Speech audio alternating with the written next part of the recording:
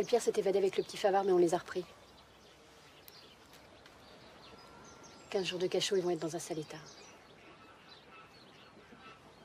Je vois Fuchs demain matin, je lui demanderai de les libérer. Mais si, je lui dirai que je pense les embaucher très rapidement, il peut pas me refuser. Espérons. Annabelle, juste une chose. Est-ce que vous avez déjà entendu parler de la cellule 19?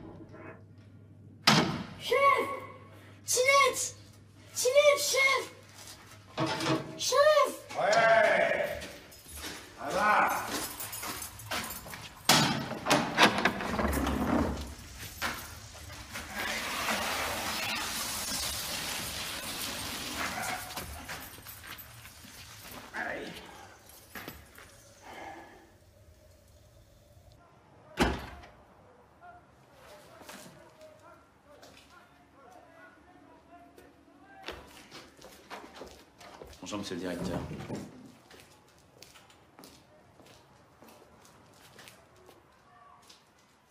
Que puis-je faire pour vous? Mais il s'agit de deux de vos pupilles, Delpierre et Favard. J'ai appris qu'ils se trouvaient en cellule. C'est exact. Donc vous n'êtes pas autorisé à les voir. Pardon? J'ai appelé la compagnie générale de pêche à Lorient. Personne ne connaît de monsieur Ferrandi. J'ignore qui vous êtes, monsieur. Sans doute un de ces journaleux en quête de sensationnel. Sachez que j'entends porter plainte contre vous. Et moi, je vous demande de me conduire immédiatement à ces enfants dont j'ai toutes les raisons de croire qu'ils sont maltraités. Ce sera tout. Au revoir, monsieur. Très bien, mais je vous promets que votre établissement fera l'objet d'un article accablant et que vous serez révoqué dans moins d'un mois. J'ai ma conscience pour moi. Et j'agis sous le regard de Dieu. Mais si Dieu existe, il est très mal informé. Vous êtes un marxiste, monsieur? Un athée? C'est votre affaire, après tout. Et dans ce cas, vous n'avez pas la moindre idée de la mission qui est la mienne. Monsieur Villec, s'il vous plaît.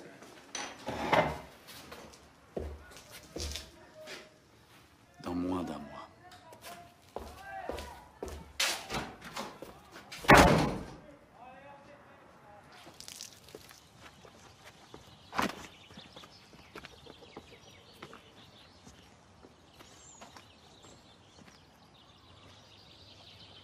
Il a refusé? Ouais. J'ai un peu perdu mon sang-froid. J'espère que ça va pas se retourner contre les petits. Je suis désolé. Paul? Oui? Pourquoi vous m'appelez Paul? Et vous? Pourquoi vous répondez? C'est mon deuxième prénom, alors parfois... L'espoir perdu des enfants de Belle-Île par Paul Alexis. J'ai pas fouillé. Ce matin, on vous apporte en mode plateau, en le posant. J'ai fait tomber des papiers. Enfin voilà, je voulais vous dire... c'est formidable. Vous allez les sauver, ces enfants. Vous êtes, enfin... Je voulais vous dire la vérité, et puis... De toute façon, je m'en doutais depuis le début, vous avez pas du tout la tête d'un patron. Je prends ça comme un compliment. Cet article, c'est grâce à vous s'il existe. Je rentre d'ailleurs ce soir à Paris pour le faire lire à mon rédacteur en chef. Vous partez? Oui. Mais je reviendrai.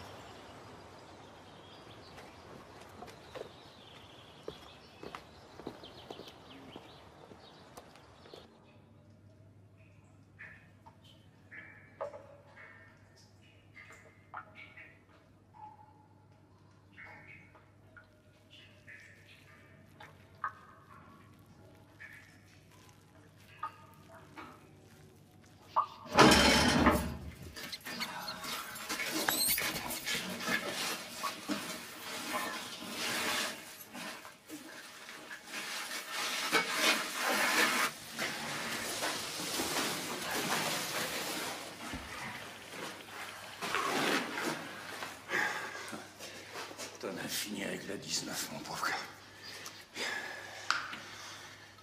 T'as payé ta dette.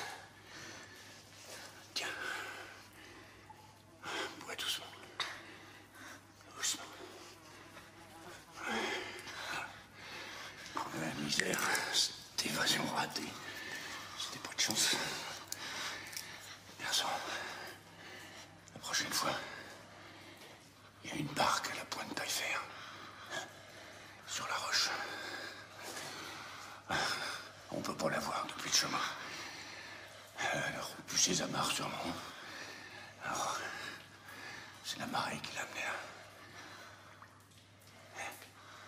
T'as compris?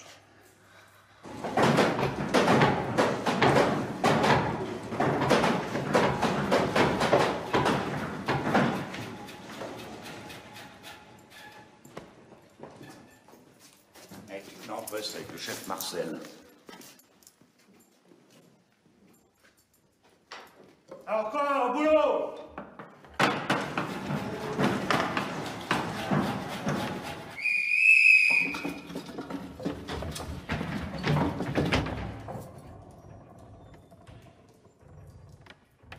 Au secours! Maman! Maman! Je vais mourir. Maman, viens.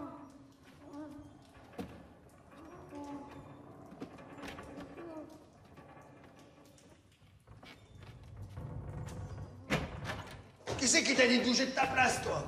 C'est le giron, chef. On dirait bien qu'il va crever. Faudra peut-être l'amener à l'infirmerie, chef. Je vais lui montrer comment on soigne la fièvre chez les pattes d'af. Va me chercher un seau de flotte au puits. Au puits? Oui, chef. Tais-toi! Je vais te soigner. Mais elle est glacée, chef. C'est parfait.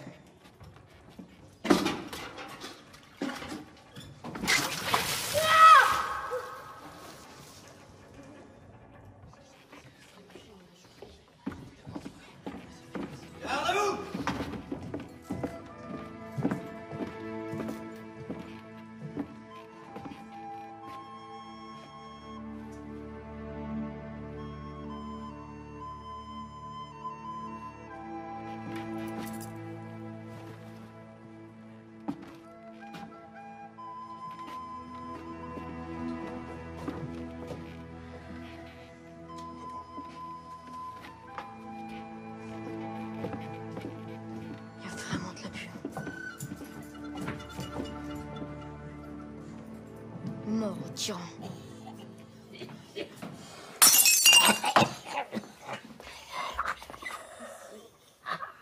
Vas-y. Bon, cette fois, moi, j'appelle les urgences. Non, rien du tout, pas du tout. Non. Il faut que je me dépêche de finir l'histoire. J'ai pas beaucoup de temps. Vous voulez pas vous reposer un petit peu avant? L'évasion. Ben, ça s'est fait tout seul, on n'a même pas eu besoin d'y réfléchir. Section C, à vos places.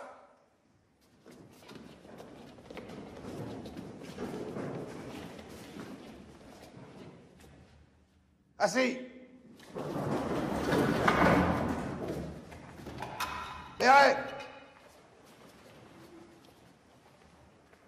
Service.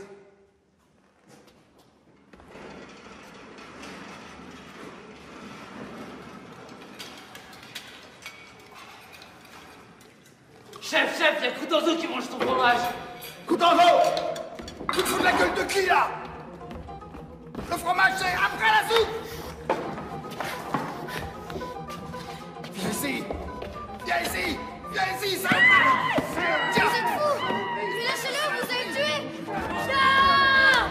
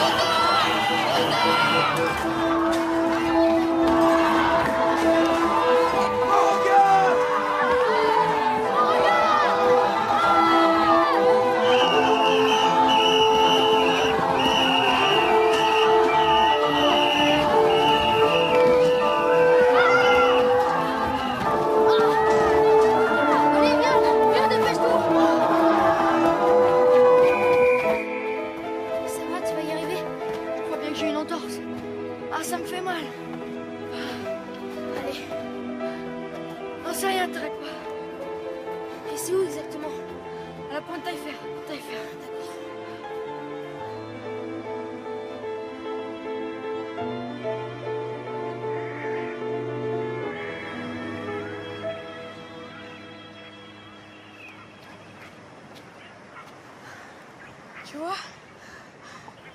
Ah bah merde alors. Comment t'as découvert ce truc-là, toi? C'est Roldam qui m'a refilé dessus en me sortant de la 19. C'est raide, dis donc. T'as une autre idée? C'est Quiberon là-bas? Ouais. Ça a pas l'air loin. Oh merde! On les a déjà au cul, là! Allez, viens, on descend! Attends, qu'est-ce que tu fais là? Attends, arrête, t'es fou! Arrête, tu vas jamais y arriver! Mais si, viens vite! Attends, remonte, Robert, je te dis! Attends, je vais chercher un passage plus facile, j'arrive.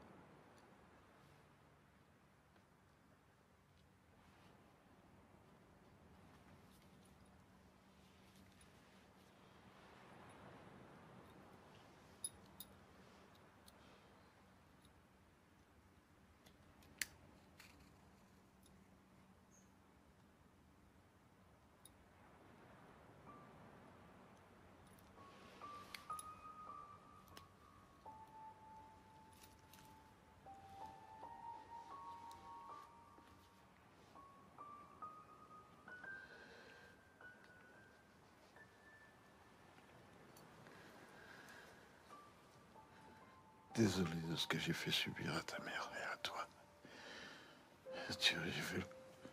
J'ai fait le con toute ma vie, mais... Moi, j'avais rien appris d'autre.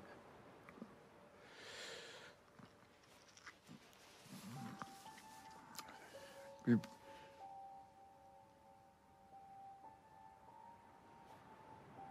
puis, pardon pour la comédie que je t'ai jouée.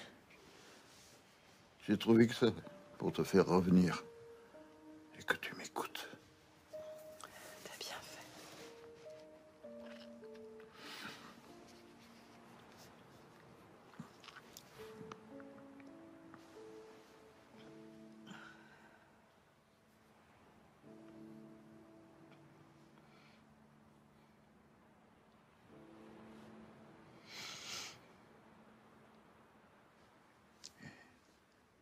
L'histoire n'est pas finie. Il y en a encore une trentaine en vadrouille, alors ramenez-les et on vous paiera ce qu'on vous doit. Il n'y a pas de justice.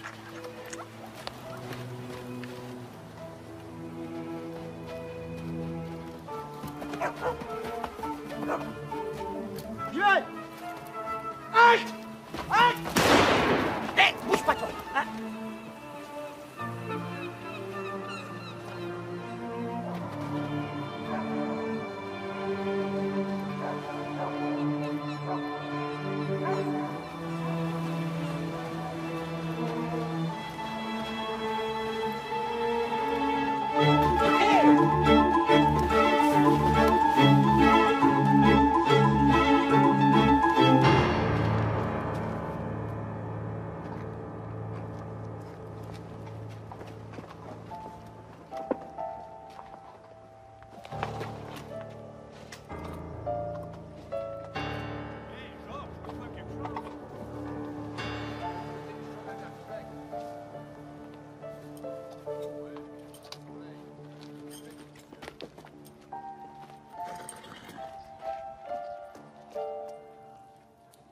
Très sérieux, Madame Guilbeck. C'est une vraie mutinerie. Vous êtes tenu de collaborer et de nous signaler par tout passage d'enfant, par exemple. Et aussi une prime de 20 francs. Par capture, c'est toujours bon à prendre. Si j'envoie un par ici, je ferai ce qu'il faut.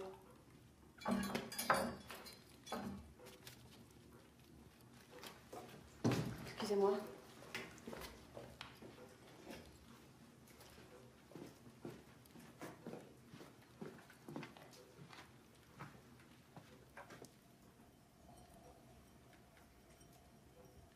C'est rien, c'est mon chat qui fait encore des bêtises.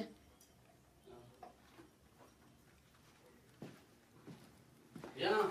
Écoutez, pardon pour le dérangement. Y a pas de mal. J'enverrai une patrouille vers 6 heures. Allez, madame. Bonsoir, messieurs. Bonsoir.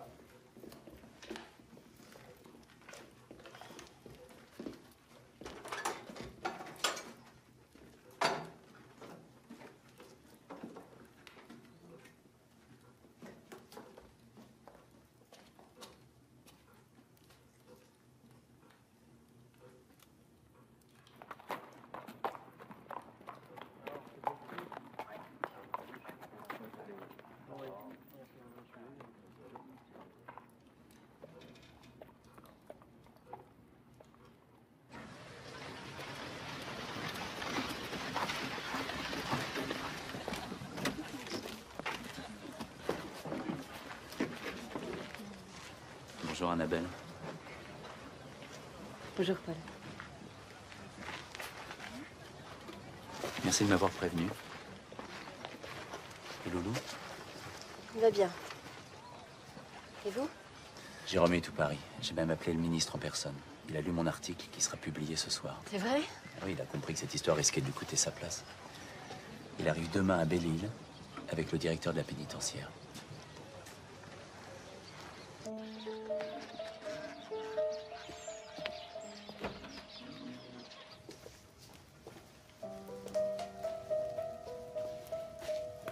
C'est bien, Loulou, tu t'occupais du feu. Bonjour Loulou. Bonjour, monsieur. Je lui ai acheté des habits en ville. J'ai dit que c'était pour mon petit-neveu du continent. Madame Guilbeck m'a raconté ce qui s'était passé. Je suis désolé, tu sais. Mon copain Robert est mort. J'ai plus personne maintenant. Alors si on me remet là-haut, je me tue moi aussi. T'as plus besoin d'avoir peur maintenant. Je suis là et tout va s'arranger, d'accord? Je sais bien que la colonie va me reprendre. La colonie va pas te reprendre, Loulou. Je te garde ici avec moi.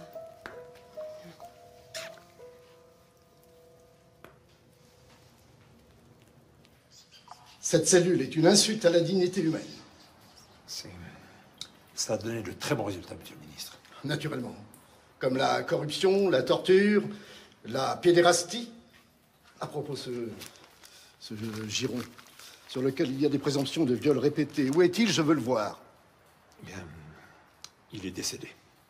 Une commotion cérébrale foudroyante. Non, j'ai des témoignages. On a versé sur lui un seau d'eau glacée alors qu'il souffrait probablement d'une tuberculose pulmonaire. Oui, en effet. Le moniteur Merlin a fait du zèle, mais il a été condamné. À quoi? À 25 francs d'amende, avec sursis. Comme le prévoit le règlement. Il ne s'en tirera pas comme ça. Je le fais inculper. Monsieur le ministre, j'assume toutes mes responsabilités.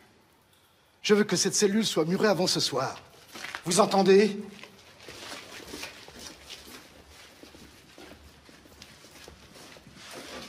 Guilbeck! Quand Paris soit sorti, ça fait du barreau dans tout le pays. Alexis s'était pas trompé. Les gens étaient révoltés, émus. Ils écrivaient au journal par milliers. Jacques Prévert a même écrit un poème à ce sujet. La chasse à l'enfant. Je l'ai appris à l'école. Ah, ça a été un sacré coup de tonnerre à l'époque. Tout d'un coup, on n'était plus des canailles ou des vauriens, mais des pauvres petits colons.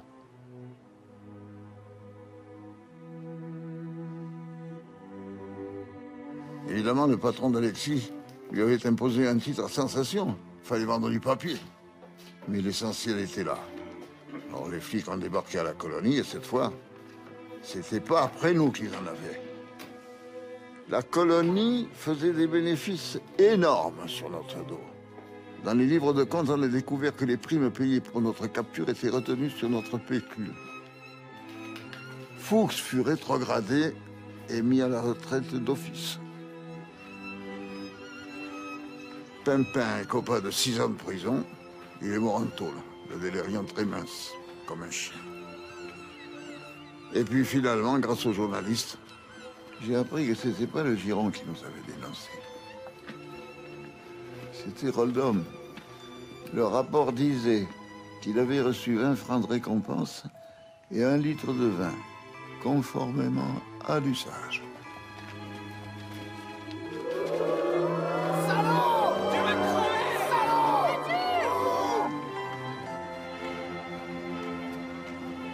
Au revoir, Loulou. Au revoir.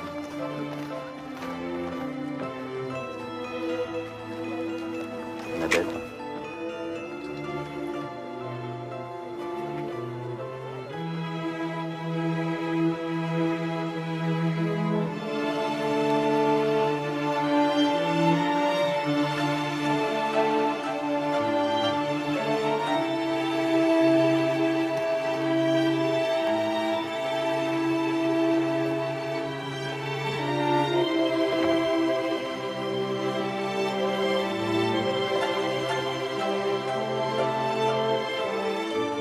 Moi, je suis resté avec la mère Guilvec, qui a fait comme elle avait dit. Elle m'a gardé avec elle sans que la justice s'inquiète jamais à mon sujet. Pas plus, évidemment, que ma mère.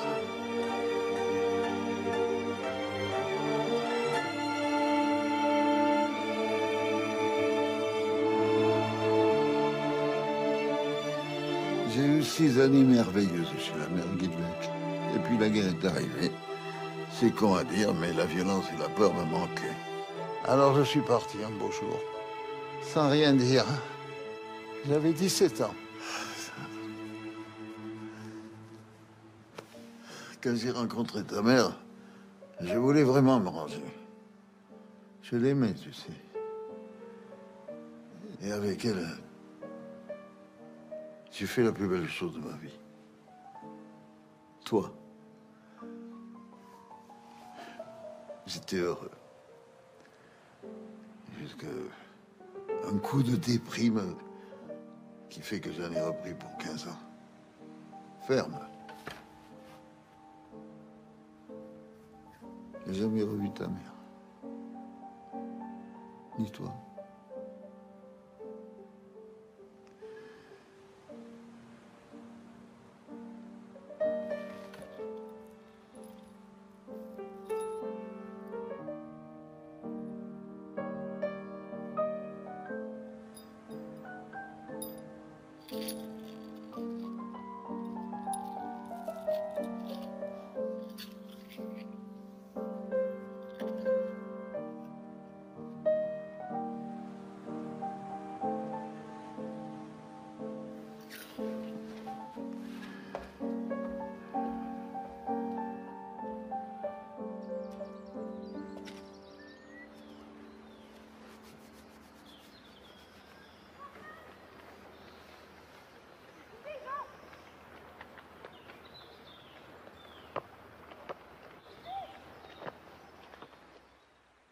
On n'est pas à plaindre, on est à blâmer.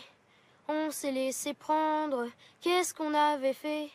Enfant des corridors, enfant des courants d'air, le monde nous a foutus dehors, la vie nous a foutus en l'air.